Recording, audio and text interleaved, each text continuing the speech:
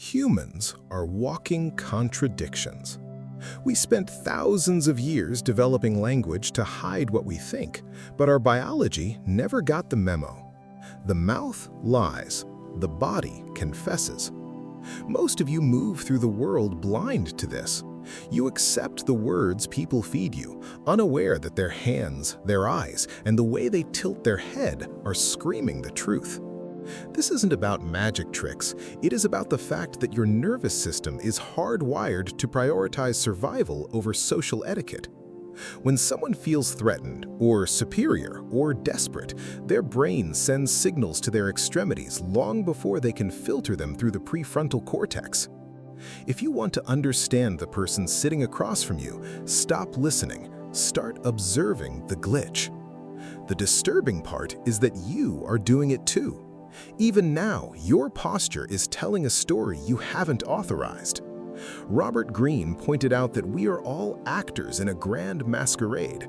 We wear masks to survive, but masks have seams. If you know where to look, the mask doesn't just slip, it dissolves. Carl Jung once wrote, "People will do anything, no matter how absurd, to avoid facing their own soul." And the body keeps score of that avoidance. That is what makes reading people dangerous, because once you see the cracks beneath behavior, you cannot unsee them. You stop hearing conversations the same way. You stop trusting charm so easily. You begin noticing that human beings are constantly revealing their internal state through involuntary signals they don't even know they're broadcasting. Not just fear, desire, insecurity, resentment, attraction, dominance, submission, envy, entire psychological worlds leaking through posture and movement. And most people never realize this because they are too busy hypnotized by language. But predators know it, manipulators know it, powerful people know it. Machiavelli understood something brutal centuries ago. Humans are easier to control when they believe appearances are reality. Let's start with the base of the tower, the feet. Most people focus on the face because that is where the lie is manufactured. We practice our smiles, we rehearse our eye contact, but almost no one thinks about their feet. In the hierarchy of psychological honesty, the feet are the most honest part of the human body. Think about the last time you were trapped in a conversation with someone you didn't like. You smiled, you made polite noises, but where were your toes pointing? Evolutionarily, our feet are our primary tools for flight. If someone's torso is facing you, but their feet are angled toward the door, their brain has already left the room. They are mentally calculating the distance to the exit. When you see this, you realize the person isn't just bored, they are experiencing a subconscious need for departure. To keep talking is to ignore a biological imperative. If you see this in a business meeting or a date, you aren't winning. You are becoming an obstacle they need to overcome. Nietzsche warned that we are often more convinced by our skin than our thoughts. This is the skin speaking. Now, look at the hands. The hands are the extensions of our will. When a person is confident, their hands occupy space. They are open, palms visible, or steepled together in a display of intellectual dominance. But watch what happens when the ego feels a prick of insecurity. The hands move to the neck. They touch the suprasternal notch, that little hollow at the base of the throat, or they adjust a necklace. They rub the back of the neck. This is a pacifying behavior. It is a biological echo of our ancestors protecting their jugular from a predator.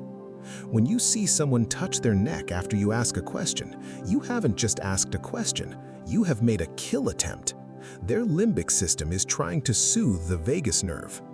You might think you're having a casual chat about a project deadline. In reality, you are witnessing a nervous system under siege. If you find this level of observation uncomfortable, leave a comment below. Tell me, does knowing this make you feel more powerful or just more paranoid? Either way, you're starting to see the seams. Let's go deeper. The lips. The lips are incredibly sensitive and full of nerves. When we're stressed or hiding a secret, we perform what is called lip compression. The lips disappear into a thin line. It's the grain's way of literally shutting the door. It is a physical manifestation of, I have something to say, but I won't say it. Or even worse, the tongue prick, a tiny split-second flash of the tongue between the lips. It's often mistaken for a flirtatious gesture, but in high-stakes environments, it's a sign of someone who thinks they've just gotten away with something. It's a glee signal. They think you're smarter than they are. Jung wrote that no mortal can keep a secret. If his lips are silent, he chats with his fingertips. Betrayal oozes out of him at every pore. He was right, but the most profound betrayal happens in the eyes. Forget the myth that liars can't look you in the eye. The opposite is often true. A practiced liar will overcompensate. They will stare you down to see if you've bought the deception. They are looking for the tell in you. Real connection is seen in the pupils. When we see something we desire, whether it's a person, an idea, or a plate of food, our pupils dilate. It's a physiological response we cannot control. It is the body saying, I want more of this.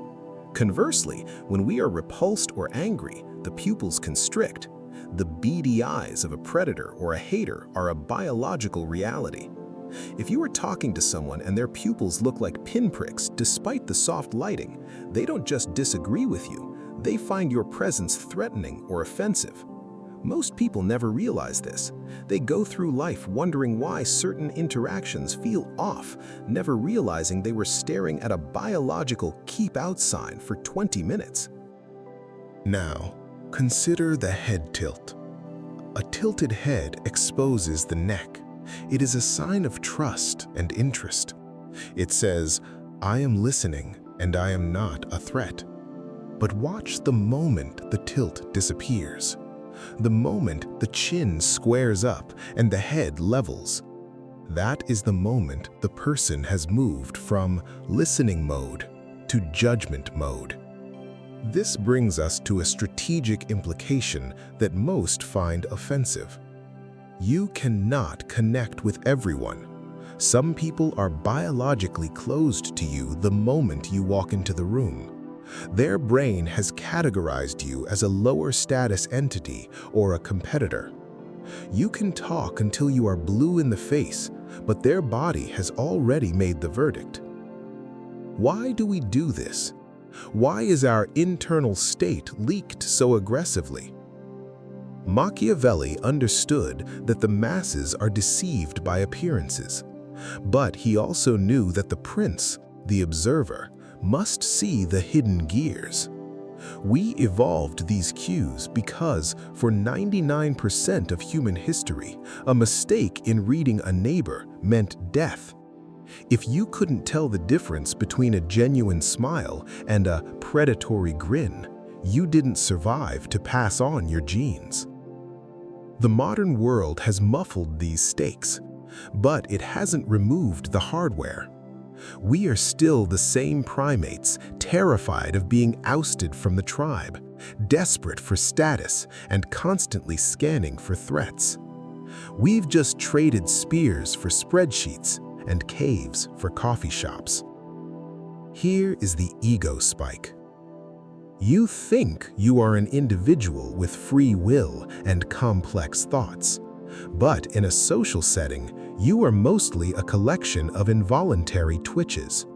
You are a broadcast tower, sending out 24/7 signals about your insecurities, your arrogance, and your desires. The person you are trying to impress, they might not know the technical names for these cues, but their intuition is picking them up. They feel your vibe. But vibe is just a lazy word for, I am subconsciously reading your body language.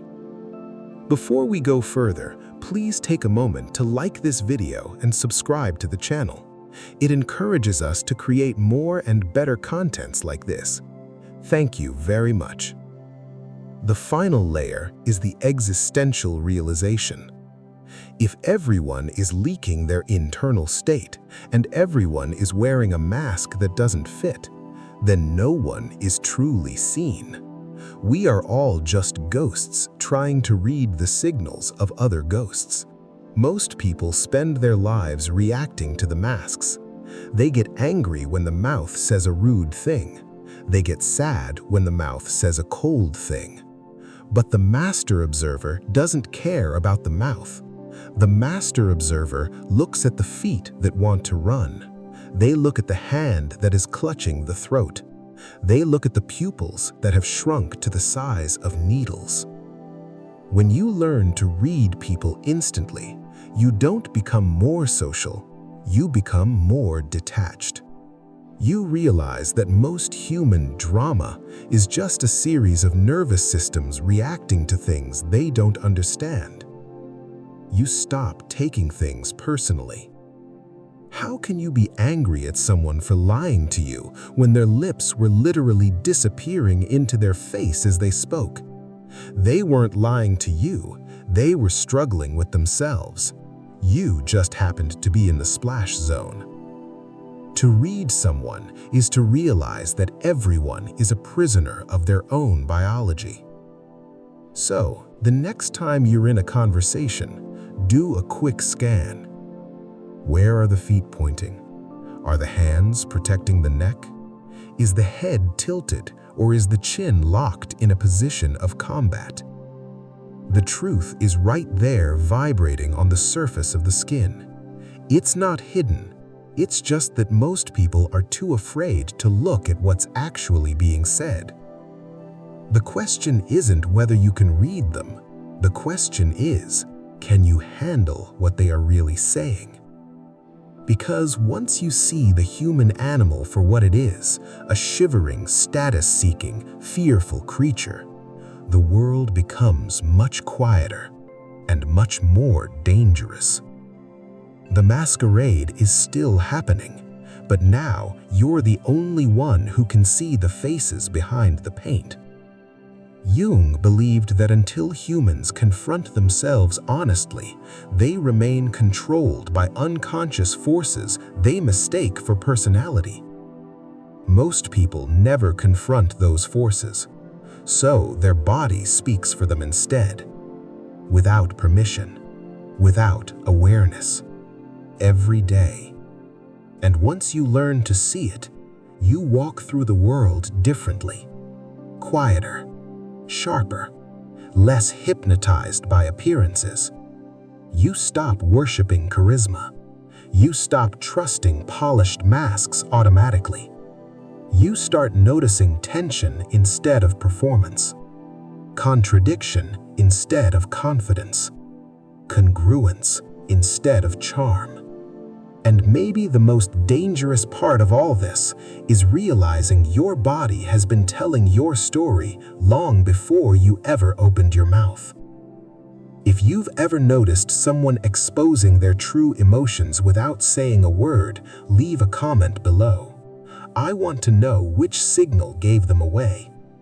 And if this kind of investigation interests you, subscribe. Because the deeper you understand human behavior, the harder it becomes for deception to survive in front of you.